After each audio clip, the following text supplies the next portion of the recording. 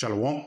First and foremost, I want to give all praise, honor, and glory to Yahweh, Bahashim, Yahweh Shai, Bahashim, Rakakodash. I want to give double honors to my apostles and elders, a great millstone, who teach very well while I learned this truth from, and salutation out there to the hopeful elect who continue to push this word in our truth, faith, and sincerity. And also shalom to the men, women, and children. Sincerely believe upon the words of Yahweh by Hashem Yahweh Shai. And today just basically getting on Lazarus and the rich man. Because spiritually, Lazarus represents the nation of Israel, and the rich man represents the kings today, which is who? The Edomites, the so-called white man, and specifically the bankers, man. And there's not no coincidence that the rich man and the bankers are synonymous. No, that's the spirit of prophecy being made manifest throughout the planet Earth. You know, and as we read this parable today, you are going to understand that once one rulership come down, another rulership must come up, man. Because for the lack of better words, this town is not big enough for the two of us. You know, righteousness and wickedness cannot rule at the same time. Somebody have to be exalted and somebody have to be debased, man. Like the elder brother Al-Ram always mentioned, it's two sides of every coin. It's the heads and the tails, man. And right now, Israel is the tail, man. You know, we're at the bottom. For the lack of better words, we're the last one hired, the first one fired. We're backwards, and actually being an Israelite in the world, not just in America, you being an Israelite in the world, you're going to have a stigma about you, man. This just to take a nigga hyper sexualized thug. That's what the world think about us, man. And why do they think that way about us? Because the narrative that Esau pushed throughout the planet Earth. And even these heathens are doing better than us. It's Jake that spent their whole life in America. 30 years, 35 years, 40 years, 70 years. But an Ishmaelite, a so-called Arab, he can come over here in the next 6 months. He can get his own gas station and have his own business started, man. Which shows you that Micah 2 and 10 is in full effect. What it says, this is not our rest. We should not be looking to be celebrated here, man. Actually, we should be looking to catch more here. Because it's not like, it's not like we're going to be here forever, you know.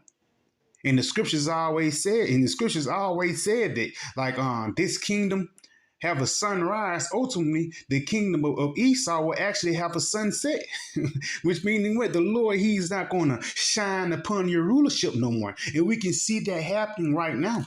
What the scriptures say, the wisdom shall be taken out of teeming. And wisdom is synonymous with rulership. Let's go ahead and start off with that in Daniel 2.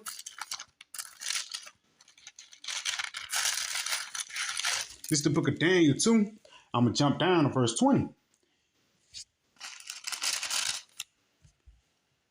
It says, Daniel answered and said, blessed be the name of the Most High forever and ever, for wisdom and might are his. So the power is in the hand of Yahweh Hashem Yahweh Shai. Verse 21. He changeth the times and the seasons. He removeth kings and setteth up kings. And we're in the process of that now. Because even whether you believe it or not, the Lord actually set Esau up to be in rulership. You go into Daniel, the 4th chapter, where it says the Lord will set up the basis of man. Job 9:24, the earth is given into the hand of the wicked. So Esau, he had his season. And it's coming to a point when his season is dwindling down and coming to an end. You can see that sunset going away. You know, you can see that sunset setting, man. You can see the light fleeing away from this place, you know? Because, wow, the season of Esau is over. The season of wickedness, man. The season of us being at the bottom. And once this season over, it's not like we're going to be second from the bottom. Now we right under Moab. No, man. The next season is the season of Israel, when righteousness is going to be exalted, man. We're not going to fall to number 2 or to number 3. We're going to be number 1, and it's going to be a great go fix, not to jump the gun, but it's going to be a great space between who was the first person ruling and who's the second. It's going to be made manifest that the children of Israel is Yasharallah, man. And that's the time that we're waiting on the kingdom of heaven, man. When it's peace everlasting, man, and righteousness evermore. Read this again in Daniel 2 and verse 21. He changeth the times and the seasons. He removeth kings, and he setteth up kings. He giveth wisdom unto the wise, and knowledge to them that know understanding. And right there, this wisdom and knowledge and understanding that we have now is actually going to lead unto a rulership. Let's go ahead and get that in the Apocrypha, just to back that up. Because it's not like the Lord just put this truth out just to put this out. No, man, we're actually grooming to be kings. This wisdom of Solomon 6, it's like it's 7. This wisdom of Solomon 7, and I'm going to start at verse.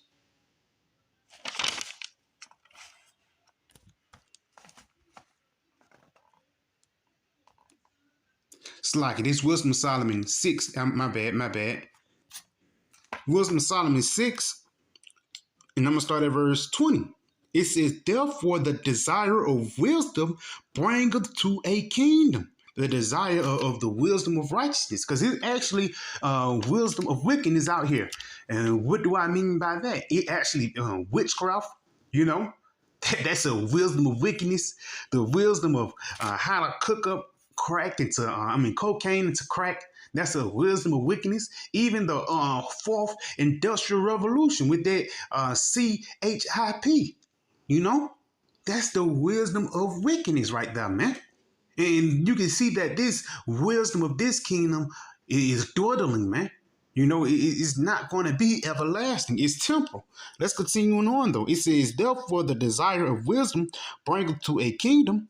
If your delight be then in thrones and scepters, O ye kings of the people, honor wisdom, that ye may reign forevermore. In the wisdom of Yahweh Shem Shah, this is how we're going to have an everlasting rulership. Israel shall be saved with an everlasting salvation, world without end. So once we get, you know, in the rulership, we're going to be kings of the court. That's a basketball game. And nobody going to get us off the sticks, because our kingdom is going to be ran through our righteous Lord Yahweh Shah, man.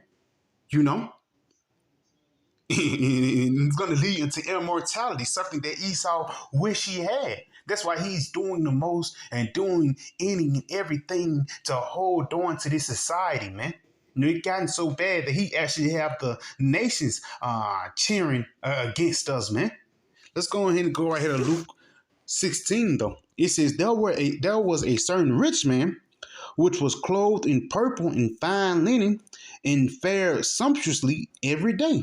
Now, that rich man is actually talking about the bankers, the higher ups, man. And I'm not just talking about a guy that you work with, you know, a guy on your job, on Joe Sixpack. No, man.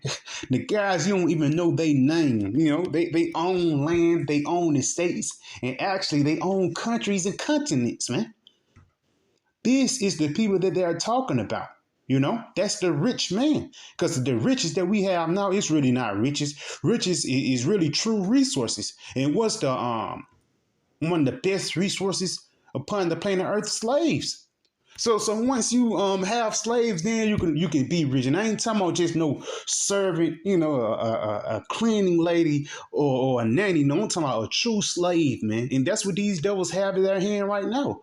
Whether it be through a social security number or whether it be through a man that's in a chain gang, you know? Let's continue on. It says, and there was a certain beggar named Lazarus, which laid at his gate. Now it says there was a certain beggar. That beggar is actually talking about Lazarus. And who is Lazarus? The representation of the nation of Israel. You know, because Jake, you know, Jake be begging for a raise. Jake be begging for relief. Jake be begging for this, that, and a third, but ultimately they don't get it. Why? Because the scriptures say this is not our rest. It says, which lay at his gate full of sores. And what those sores come from? The whips that America put us on, man. You know, whether it be through low confidence, because America teach you that you're not shit, even though we know we in the flesh and things like that. But America teach that Jake ain't shit, and the only thing you can be is just a nigga. You know, there's a song that even Lil Boosie came out with. If you make it to see 25, then nigga, you a OG. That's Jake's biggest dream, to be 25 and to be a original gangster, man. Jake's biggest dream is just to be equal to Esau. That's a part of those sores, those grievous blows. And once you have sores and once you injured, for the lack of better words, it's harder to move around. It's harder to navigate. And especially for Jake, it's hard to navigate in the world of Babylon, man. One false move, you can get put to jail. One false move, you can get shot to death. You can catch a disease and all that crazy things, man. Let's continue on, though. It says, in desiring to be fed with the crumbs which fell from the man's table. What does that mean? Begging for the crumbs that Esau give you, man. Whether it be a $2 raise, Jake could go crazy and snitch on everybody on the job for a $2 raise, man. You know, Jacob basically turned into a sample for a 50-cent raise. And that's nothing compared into the true riches into gold and silver and in land and animals and resources, man. You know, you look into these different exotic animals, you know, like a white tiger, and I ain't talking about the Down syndrome kind, but like a white tiger or a different zebra, a zebra with no stripes. These different animals actually go for big bucks, for the lack of better words. A zebra costs a lot, you know, and you know, you, for the lack of better words, if you own a zoo or you own a pen, you know, form or whatever, you have to have bread to actually keep those animals alive and things like that. It's an underground black trade market, not just get off subject, but it shows you that these higher ups actually is working with these different resources, man. That's true riches. If I got an animal, I got 5,000 sheep, I got 1,200 horses, and I ain't got, you know, Mr. Jake say, I just got a couple acres of land. You got 40,000 acres of land, you know. In the back, you got for the lack of better words, you got a vineyard. You got your crops growing over here. You know what I'm saying? You got a villa, you know, right next to the river and all, you know, all that crazy thing. Those are true resources. That's why I says this little $2, $3 raise, we got $16, $17. It's nothing compared to what these elites and higher ups have, man. You know, let's continue on though. It says, read it again. It says, in desiring to be fed with the crumbs which fell from the rich man's table. Moreover, the dogs came and licked his sores. Now it says you desiring to be fed for those little riches, man. Because again, Jake is the poorest nation upon the planet Earth. But through the spirit and power, we're rich. Let's go ahead and get that in Revelations. This Revelations 2. That is 2 in. Yeah. This Revelations 2 and verse 9. It says, I know thy works and tribulation and poverty. And Jake is synonymous with poverty. Living, you know, and for a lack of better words, they say you live in an urban community. You stay where the niggas stay at. It says, I know thy works and tribulation and poverty, but thou art rich. What we are rich in. Let's go to James. This is the book of James 2, and I'm going to start at verse 5. It says, hearken, my beloved brethren, have not the Most High chosen the poor of this world rich in faith? That's what we're rich in, man. You know? So even though we might not have the carnal riches, and, you know, ain't nothing wrong with having some stashed up and things like that. But ultimately, this riches of faith that we have is going to lead into everlasting life. Let's read this again. It says, hearken, my beloved brethren, have not the Most High chosen the poor of this world rich in faith, and heirs of the kingdom which he hath promised to them that love him. So it's a kingdom, which is what? The kingdom of heaven, the rulership, you know, a time when there's going to be no more tears, when it's just going to be everlasting peace. It's set up for those that love him, man. And how do we show our love towards Yahweh Shemashah? Through brotherly love. You know, through pushing out this word. That's a part of brotherly love. You know, paying alms and, you know, doing this work. That's how you really show the love of Yahweh Shema Shai. That's their true action. Let's continue on. Verse 6, it says, but ye have despised the poor. And that's what the rich man have done. He have despised the poor by what? He's talking about useless eaters. You know, you're just taking up space, man. I'm trying to get my robots over there. You're just taking up space. That's a selfish being, man. Esau is one of the most selfish beings upon the planet Earth. He don't care about you. He don't care about the animals, and he don't even care about himself, man. You know? Read this again. But ye have despised the poor. Do not rich men oppress you? Who passed these different laws and legislations? These rich men. I ain't never heard no governor or no senator living in an urban neighborhood. No, these guys, they got, even if they in America, man, them guys live out in the country, man. Down here in Birmingham, Alabama, Kate Ivy, she don't stay in Birmingham, you know. She stay on top of the hills, you know. And if she don't stay out there, she got her own little farmland out there in Selma somewhere. It says, and that's the country. It says, do not rich men oppress you and draw you before the judgment seats. And that's the spirit. They set up Jake to actually go into the criminal system, man. And that's a circle of death right there. Because once you commit one offense, it's a percentage that you're going to go to jail again. And it's a percentage that the state get out of you going to jail, man. So just going back, us being rich in faith and having this truth is way better than the carnal riches that Esau giving out, man. Like the scriptures say, wisdom, it says money is a defense. You know, and that's true. But it says wisdom is a defense too. And it says the excellency of wisdom, man. Because if you have the true wisdom of Yahweh Shema Shai, it comes with all things, even riches. So let's go back to the Luke. Going back to Luke 16, and I'm going to start at verse 21 again.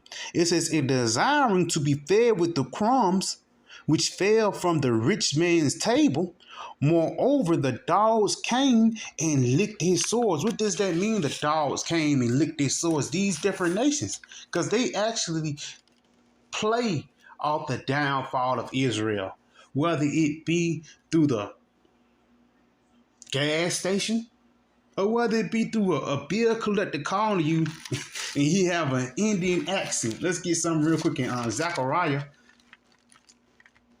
Because Esau, he actually have these different heathens coming out with hits, man. He got these heathens doing this down and dirty work, man. You know? I remember one time I was at the gas station and the Arab, he was fucking Jake out of the money. And it was like a little mini ride in there, man. Just getting on the dude. Because he was fucking Jake over, man. And the scripture like this popped in my head. This is Zechariah 1:15. And I am very sore displeased with the heathen that are at ease. For I was but a little displeased, and they helped forward the affliction. So these devils actually help forward us going into captivity. They forward us going into, for the lack of better words, the darkness of Babylon. Whether it be Arab, I remember, Jake was in the world. You go down to the Arab store, they don't check your IDs, man. You can get all the tobaccos and all the Rellos you want. Then you coming out, he say, brother, then he trying to make you buy a fitty hat behind it, man. This how these different heathens get over on us, man.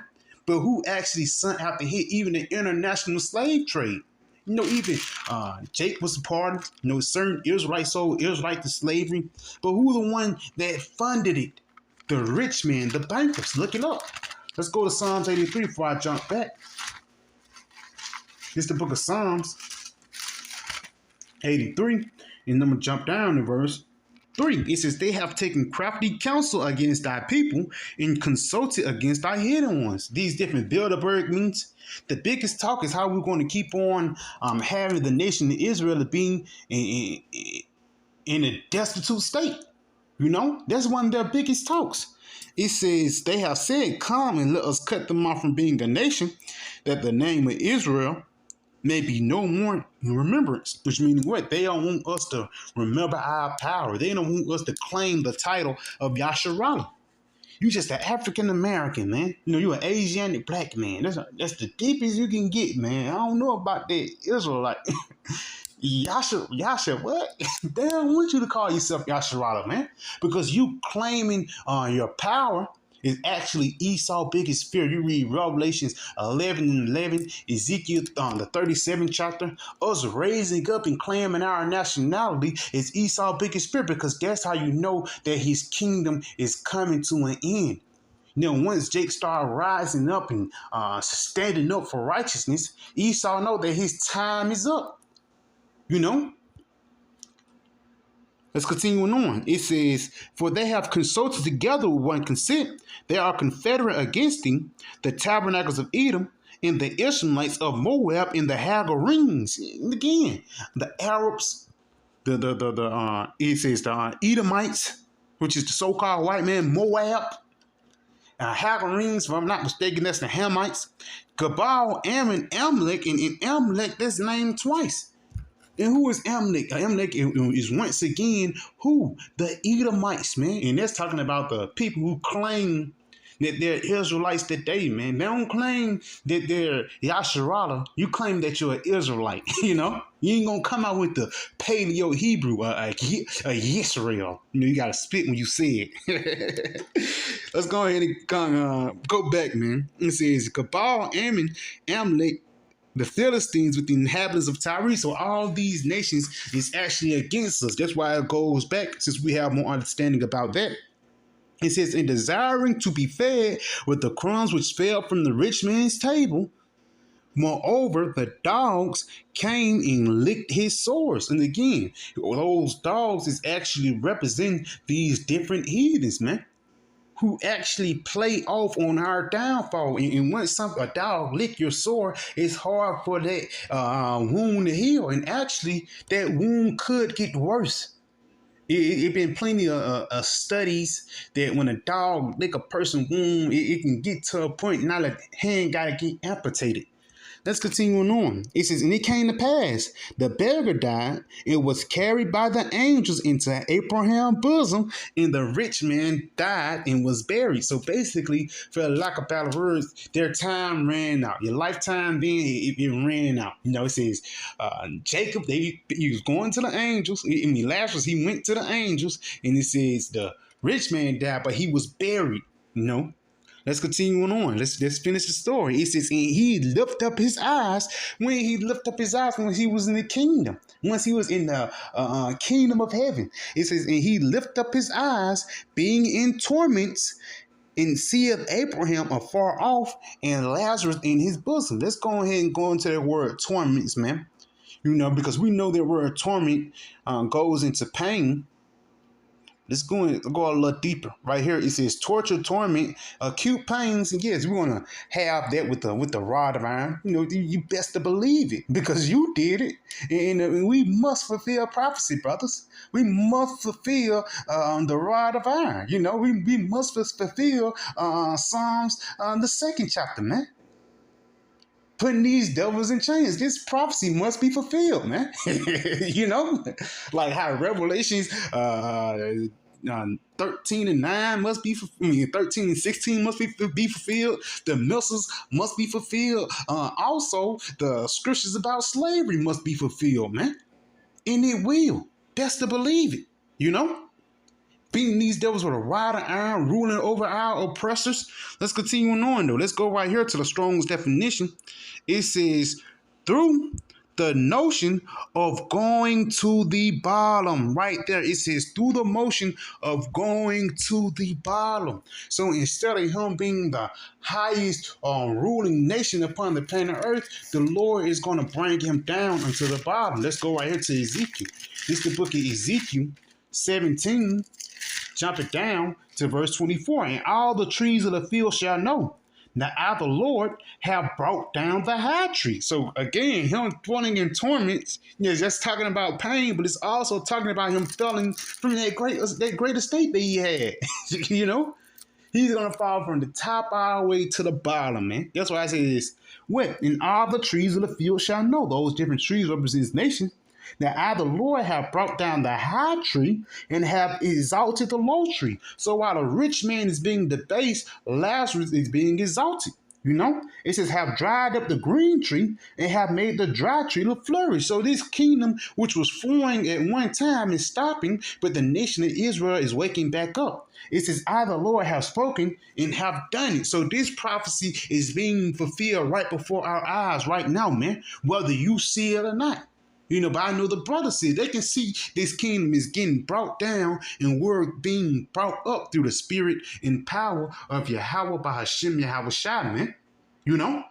So again, he says Lazarus, he says the rich man woke up and he was dwelling in torments because he seen Lazarus with Abraham. He seen Lazarus exalted, with the Father, with Yahweh Hashem Yahweh Shai in the rulership of righteousness, and he's seen the position that he was going to be in, and what the position that you're going to be in chains, man. So let's go back. It says, and it came to pass that the beggar died and was carried by the angels into Abraham's bosoms. The rich man also died and was buried. In hell he lifted up his eyes, being in torments, and seeth Abraham afar off, and Lazarus in his bosom. And he cried and said, Father, have mercy on me, and send Lazarus that he may dip the tip of his fingers in water and cool my tongue, for I am tormented in this flame. Now, what does that mean? Does that mean that he's in hell? And saying, what that, number one, if he in hell, what Abraham doing in hell, man?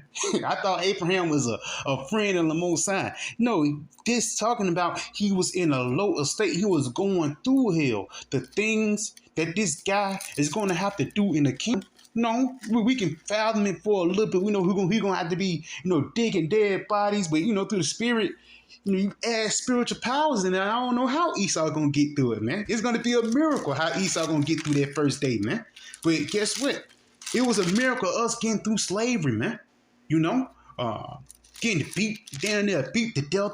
Then you have to wake up early the next morning just to do the shit all over again. Let's get this in James 2, jumping down to verse 13. For he shall have judgment without mercy that have showed no mercy, and mercy rejoiceth against judgment. So we're going to rejoice when this devil get judged. Why? Because he never showed mercy on us. And that's you being the ultimate hypocrite, man. That's the spirit. The phone had to chime in on it. That's you being the ultimate hypocrite, man. You don't want to have mercy on Jake today, but as soon as you go through here, you begging the Lord to save you. Now you begging for relief. It's too late now, man. Let's continue on though. It says, and Abraham said, Son, remember that thou in thy lifetime receivest thy good things. You remember when you was living it up? And likewise Lazarus evil things, and now he is comforted and thou art tormented. And that's that role reversal, man. Yeah, and that's the scripture too. In the day of adversity, there is no remembrance in prosperity. In the day of prosperity, there is no remembrance in adversity, man. So we ain't like in the kingdom of heaven, we're going to be thinking about Babylon. And it's not like in the kingdom of heaven, Esau going to be thinking about Babylon. No, he's going to be thinking about working. He's going to be thinking about Obadiah 1 and 18, because that's going to be one of the prophecies Esau going to want to be fulfilled, man. Let's go ahead and get some. Let's go to Psalms. Before I jump back, let's go to Psalms 18. Because again, you received your consolation. You had your chains on the skates. You had your chance to play the game, man. But you didn't play it right, especially by treating the children of Yasharallah in a wicked way, man. This Psalms 18, and I'm going to start at verse 40. It says, Thou hast also given me the neck of my enemies, that I might destroy them that hate me. And that's what the Lord is going to give. Asking me, and I will give thee the heathen for thine inheritance. That prophecy must be fulfilled, man. Yeah, whether you believe it or not, it will be fulfilled, man. So Lord, he's going to give us their necks. Now, do that mean we're going to choke them? Man, that means we're going to have these guys in chains. How we had that yoke of iron on our neck, we're going to have the yoke of iron on their neck, man. Continuing on, it says, They cried, but there was none to save them, even unto the Lord, but he answered them not. Yes, the Lord, he's not going to answer this devil. Why? Because he have received his consolation. Just going back into Psalms 16 and verse 25, it's like in Luke 16 and 25, but Abraham said, son, remember that thou in thy lifetime receivest thou good things, and likewise Lazarus evil things, but now he is comforted, and thou art tormented. And besides all this, between us and you, there is a great gulf fixed. So guess what? We can't rule together. Jake, and that's a question for Vocab Malone. What does this mean, man? How is going to be equality in the kingdom of heaven when there's a great gulf fixed between two different rulerships, man? Because you're going to be able to tell the difference between this side and the side in the kingdom. You're going to tell the difference how? By who's ruling. Even the plant's going to tell the difference, man. The air going to be fresher. The fruit's going to be bigger. And righteousness is going to flow throughout the planet Earth. Read this again. It says, and besides all this, between us and you, there is a great gulf fixed, so that they which would pass from hence to you cannot, and neither can they pass to us that would come from thence. Which meaning what? You can't rule. Jake can't make it in this society. Even you can be a billionaire.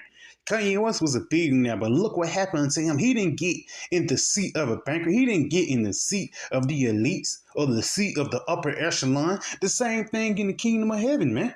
Ain't no way in hell will the Lord let Esau get a piece of the pie, man.